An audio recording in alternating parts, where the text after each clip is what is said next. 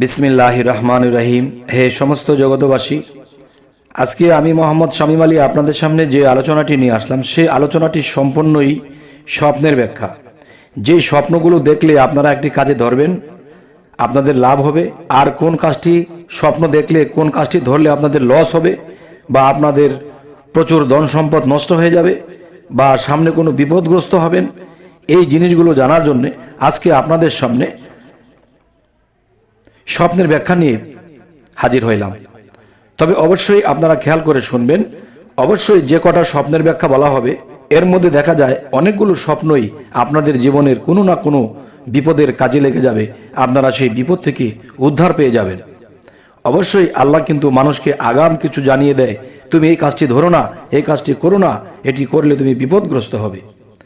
তাই আল্লাহর কোনো দোষ থাকে না, কিন্তু আমরাই চিরকালের দোষী হয়ে থাকি। কিন্তু আল্লাহকে বলতে থাকি যে আল্লাহ বিপদগ্রস্ত হইল, তুমি দেখলে না, চাইলে না, কিন্তু ঠিক না। আল্লাহ আগে থেকে আমাদেরকে খবর দিয়েছে, কিন্তু সেই ইঙ্গিত, সেই ইশারা আমরা বুঝিনি। তবে স্বপ্নের তাবিরগুলো যদি আমরা বুঝে চলতে পারি, তাহলে ইহকাল পরকালে আমরা কখনোই ঠকব না। আমরা ইনশাআল্লাহ আল্লাহর পথেও ঠিক থাকবো, দুনিয়াবিতেও ঠিক থাকবো।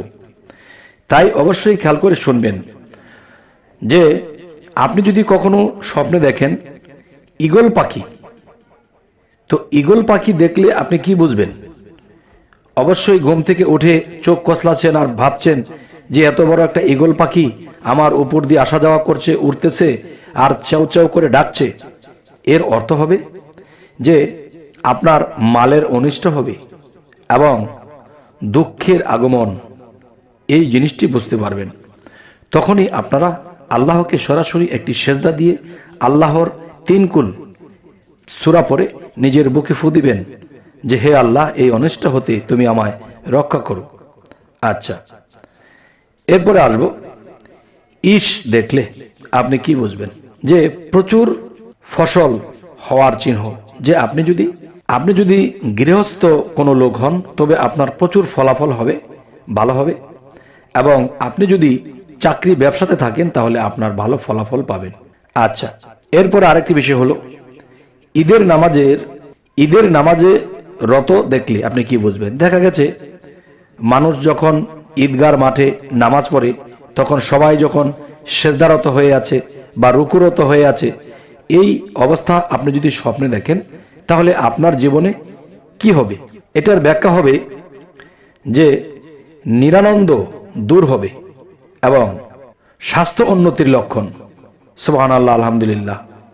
আল্লাহ যেন আমাদেরকে ভালো ভালো কিছু দেখায় এবং ভালো ভালো কিছু বুঝে যেন চলতে পারি, এবং বিপদ যদি দেখায় আর বিপদকে দেখে যেন আমরা বিপদকে এড়িয়ে চলতে পারি। আল্লাহ আমাদেরকে সে তৌফিক দান করুন। তবে আরও কিছু বিষয় হলো, ইমানের সাথে মৃত্যু হতে দেখলে আপনি কি বুঝবেন? যে কোনো মানুষ বা আপনি নিজে, অনেক মানুষে কিন্তু স্বপ্নে দেখে সে মৃত্যুবরণ করেছে, সে মারা গেছে, এরকম কিছু দেখে। আবার কেউ কেউ দেখে অন্য কেউ মারা যাচ্ছে। তাহলে ইমানের সাথে মৃত্যু হতে দেখলে আপনি কি বুঝবেন? অবশ্যই এটা বুঝবেন যে ধর্মের উন্নতি, আশা ও দীর্ঘ আয়ু হওয়ার লক্ষণ। সুবহানাল্লাহ, আলহামদুলিল্লাহ। আচ্ছা, এবার আসবো ঈসা আলাইহিস সালাম এর বাদশাহী নেয়ার দেখলে আপনি কি বুঝবেন? ঈসা আলাইহিস সালাম এর বাদশাহী নেওয়ার দেখলে বা নেওয়া দেখলে কি বুঝবেন? যে এটার ব্যাখ্যা হবে আরামে থাকবে, কিন্তু বন্ধু হতে ভয়ের আশঙ্কা থাকবে। আপনি সুখ স্বাচ্ছন্দ্য, সমাজে ভালোই চলছেন, ভালোই খাবেন, চাকরি বাকরি ব্যবসা বাণিজ্য, আপনি ভালোই আছেন, কিন্তু আপনি কোনো বন্ধুকে নিয়ে দেখা যায় আতঙ্কে থাকবেন যে সে আমার কোনো ক্ষতি করতে পারে, সে আমার নিজের মানুষ হয়ে হয়তো সে আমার এমন কিছু করে ফেলবে যে আমার সংসারটা পথে বয়ে যেতে পারে। তাই এ বিষয়ে সতর্ক। এবার আসবো ঈসা আলাইহিস সালামকে আনন্দিত দেখলে আপনি কি বুঝবেন? ঈসা আলাইহিস সালামকে অনেকেই স্বপ্নে দেখে, যে যারা আল্লাহর পথে আছে, অনেক নবী রাসূলদেরকেও স্বপ্নে দেখে। তাহলে আপনি যদি ঈসা আলাইহিস সালামকে স্বপ্নে দেখেন, তাহলে ঘুম থেকে উঠে এটার ব্যাখ্যা কি করবেন? এটার ব্যাখ্যা হবে রোগ ব্যাধি মুক্তি ও উন্নতি লাভ হবে। সুবহানাল্লাহ, আলহামদুলিল্লাহ। এরপরে আসবো ঈসা আলাইহিস সালামকে দর্শন করতে দেখলে কি বুঝবেন? এর অর্থ হবে কাজ খুব সোজা হবে। আপনি যে কোনো একটা কাজে হাত দিবেন, সেই কাজ আপনার খুব সহজ হয়ে যাবে। আচ্ছা, আরও একটি বিষয় হলো, কোনো কোনো মানুষ আছে যে কোনো একটা কাজে হাত দেয় অনেক কঠিন, অনেক বিরক্তিকর, পারছে না, শরীরে কুলায় না, জ্ঞানে কুলায় না, এরকম হয়। তখন আপনি ওই রাত্রে ঈসা আলাইহিস সালাম, তিনি আমাদের নবী, তাকে স্মরণ করে আল্লাহর নাম নিয়ে একটি সেজদা করে ঘুমিয়ে পড়বেন।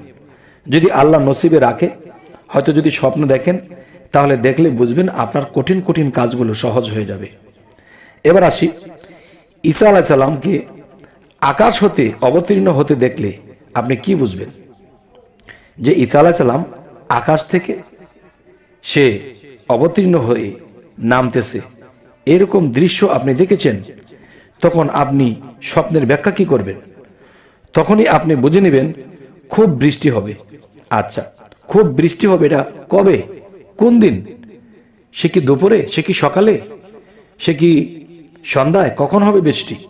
যদি আপনি এই স্বপ্নটি সকালে ঘুম থেকে ওঠার আগে দেখেন, তাহলে বুঝবেন আজকালের মধ্যেই বৃষ্টি হবে। আর যদি আপনি এই স্বপ্নটি দেখেন ঠিক মধ্যরাতে 2টা 2:30, তখনই 3 থেকে 4 দিনের মধ্যে বৃষ্টি হবে।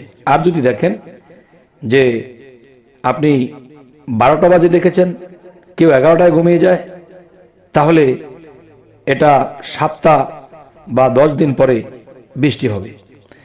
আচ্ছা, এবার আরো কিছু বিষয় আমাদের জানা দরকার। সেটি হলো, দেখুন, অনেক অবিবাহিত আছে, বিবাহ করবে, এবং দেখা গেছে অনেকের স্ত্রী মারা গেছে, এখন সে বিবাহ করবে। তো স্ত্রী মারা গেছে, এখন তার বিবাহ করার প্রয়োজন। এখন দেখা গেছে আগের স্ত্রী যেমনই ছিল, এখনকার স্ত্রী যদি দুষ্ট হয়, খারাপ হয়, সেটা কি করে বুঝবেন? যদি আপনি স্বপ্নে দেখেন যে ইঁদুর আপনার ঘরে এটা সেটা কাটাকাটি করছে, এটা সেটা করতেছে, তখনই আপনি বুঝবেন আপনি একটা দুষ্ট স্ত্রী লাভ করবেন। নাউজুবিল্লাহ, নাউজুবিল্লাহ। তাহলে আমরা এরকম স্বপ্ন দেখলে অবশ্যই সতর্ক হব, কারণ একদিনের আনন্দ, একদিনের বিবাহ সারা জীবনের যন্ত্রণা বয়ে আনতে পারবো না, তাই আমরা বুঝে চলব। এবার আসি, ইঁদুর কর্তৃক বৃক্ষ শাখা কাটতে দেখলে আপনি কি বুঝবেন? এটাই বুঝবেন আয়ু শেষ ও জীবনের অন্তিম লক্ষণ।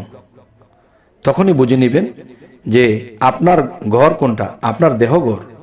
আপনার দেহঘরের মধ্যে কোনো অঙ্গ প্রত্যঙ্গ নষ্ট হতে পারে, বা আপনি যে কোনো রোগে ভুগে মারা যেতে পারেন।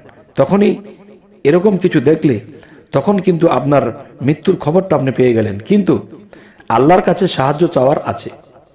যেমন আল্লাহর কালাম থেকে সূরা ফাতিহা 3 বার এবং ইখলাস 3 বার, ফালাক 1 বার, নাস 1 বার পরে নিজের বুকে ফুঁক দিলেন এবং আল্লাহকে সরাসরি সেজদা দিলেন, চোখের পানির সাথে বলতেছেন যে হে আল্লাহ, এই পৃথিবীতে এসেছি, তোমার কোনো আমল করতে পারিনি, কাজ করতে পারিনি। হে আল্লাহ, তোমাকে সন্তুষ্ট করতে পারিনি, আমাকে একটু হায়াতটা দীর্ঘ করে দেওয়া হোক আপনার তরফ হইতে, যেন আমি আপনার ইবাদত করে এই পৃথিবী ত্যাগ করতে পারি। যদি আল্লাহ চোখের পানি দেখে, আপনার আকুতি মিনতি দেখে যদি আল্লাহর ভালো লাগে, হয়তো কিছুদিনের হায়াত আপনি পেয়ে যেতে পারেন। তখন কি হবে?